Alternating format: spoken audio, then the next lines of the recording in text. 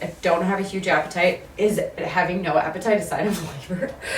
So ridiculous. Hey guys, my name is Shayla. Welcome to my channel. If this is your first time here, I talk about motherhood, I talk about pregnancy. We do things a little bit naturally, a little bit granola. If you're into that, please subscribe. Okay, so I'm 38. I'll be 39 weeks pregnant in 2 days. Yep, and then I have a 2-year-old who, well, she'll be 2 years old a week after that. So, girl's getting a cupcake for her birthday. I love you. I'm sorry. Me and the baby will be in diapers. It's fine. I will be taking maternity leave May and June, aka I won't be making content. So if you're like, wow, I wonder how Shayla's doing, because I'm sure you're all wondering. Instagram. I'll be on Instagram because it's real easy to just pop on stories and I don't have to like set aside time for that. It's just Hey Shayla. Everything's Hey Shayla. And then I've got a couple podcast episodes that will be going out. I've got 3 coming up. Sex after pregnancy, how to introduce your toddler to your baby, and encapsulating your placenta. Today, we are going to talk about, what are we talking about?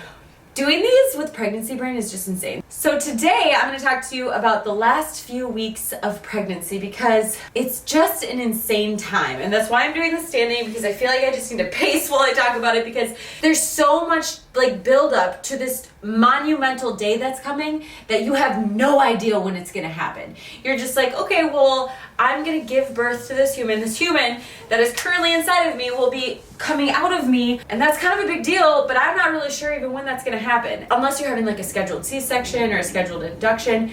At week 37, your doctor's like, well, you're technically full term now, so baby could come at any time. And you're like, what? And then there's all of these like indicators of labor that mean literally nothing. They'll be like, do you want to check your cervix and see how dilated you are? And you're like, yeah, sure. I mean, do it if you want to, but it literally means nothing. For me, for my first pregnancy, I was at a 1/2 centimeter, which I'm like, is that even a real measurement? What does 1/2 centimeter mean?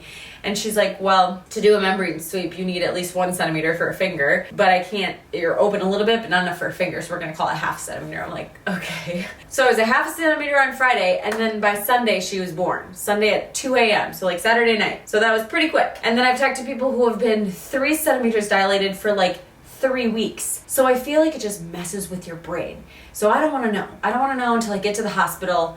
And even then it can mess with your brain. So like they can do the check if they want to. Write it down, don't tell me. She's like, okay, so your first pregnancy went so quickly that when you start having contractions and are going into labor, call us. But also don't labor at home this long. Like last time I labored at home for 5 hours. I started having contractions at 5. We went into the hospital around 10:30. I was 6 centimeters, and then she was born at 2:30 a.m. So it's pretty fast. My preferred hospital is 25 minutes away, and I was like, Seth, I was looking up how to have a baby in the car, and he was like, if you're going into labor, we're just gonna go to the hospital that's 2 minutes from here. And I'm like, okay, but I really like my midwives and the tub and all these things at the place where I'm at. So cervical dilation doesn't really mean a lot. I don't want to know. Don't tell me. I was supposed to find out, or they were going to check it today potentially. I was like, do I want to know? Do I not want to know? And then there were 2 women in labor, and I had to reschedule my appointment. So the decision was made for me. Then it's like, okay, watch for the mucus plug. See if the mucus plug comes out. All the words are so gross, like mucus plug, bloody show, like all these things. So mucus plug, A, you might miss it. So you might never ever see your mucus plug. B, I know somebody who's like, oh yeah, mine falls out 2 weeks before I give birth. Mine was like at 5 p.m., like when my contractions started.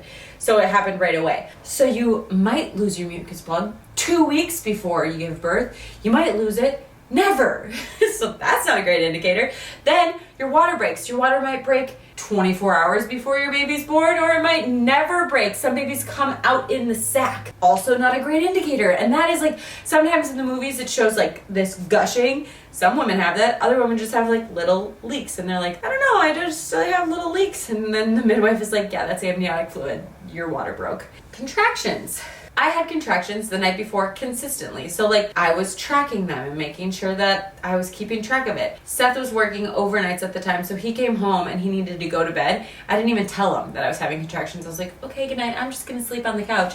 Woke up in the morning and they were gone. I was like, okay, so I guess that's not labor. So then I started doing like curb walking and clary sage and spicy foods and all these like things that are supposed to induce labor. Eventually, at the end of the day, I started having contractions again. So like you can have Braxton-Hicks, you can have your contractions can start and stop. On the way to the hospital, they can slow down. Also not the greatest indicator of labor.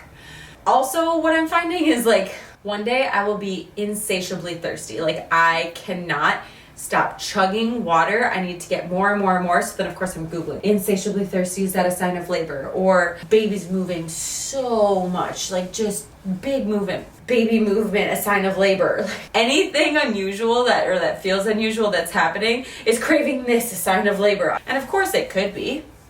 And that's what it says. It's like, oh yeah, baby could be moving to get in position to be born, or you might be thirsty, gearing up. Like a lot of people say that they start nesting like crazy, like a couple days before, more crazy than we have been the whole time. I haven't felt that like intense urge to nest quite yet.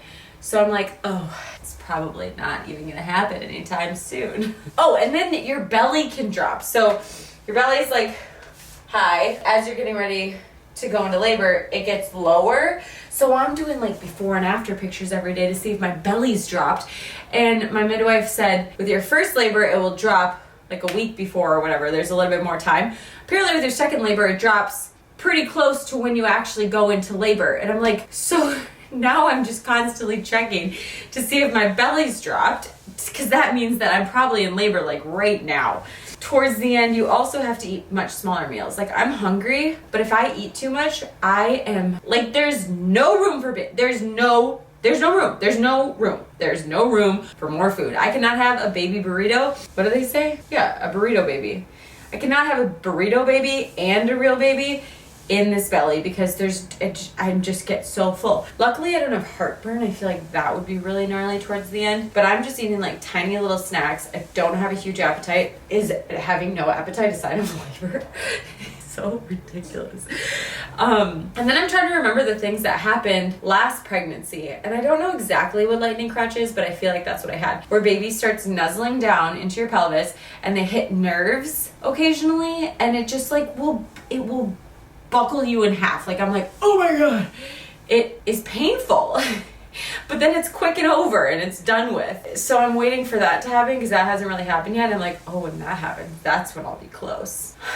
And I'm trying to like feel if I can see if baby's head is lower. You just get bigger and bigger, and night times get harder because you can't really sleep. And part of you's like, I am so excited for this baby to get here. And the other part of you is like, if they came right now and my contractions started right now, I would be so GD tired that I don't know that I could push this baby out because I need to get some sleep. There's a song that goes, I'm so tired, but I can't sleep. That's how I feel every night. Every night when I lay down, I just like sing that song in my head and I'm like, why? I take magnesium and calcium before bed. That helps. I have like an eye mask that I wear to block out the light. That helps. I'll listen to my hypno babies to fall asleep. So I'd be really curious to hear the things that you are currently going through in the last couple weeks of your pregnancy, because it's insane. Because you're just like, you're waiting for the mucus plug, but it might happen, it might never happen. You're waiting for the water to break, it might happen, it might never happen. You're waiting for like all the things to happen, but there's no like clear indicator of labor until you just start having these consistent contractions that just get more and more and more. Oh, it's wild.